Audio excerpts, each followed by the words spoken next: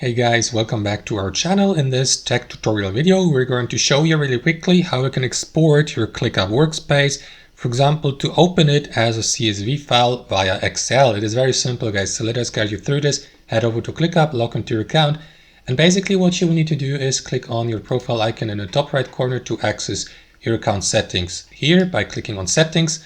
And what you want to do next, guys, here on the left hand side is head over to imports and exports from that panel here, and here switch from start import to start export and request an export of your entire workspace. Export your workspace data.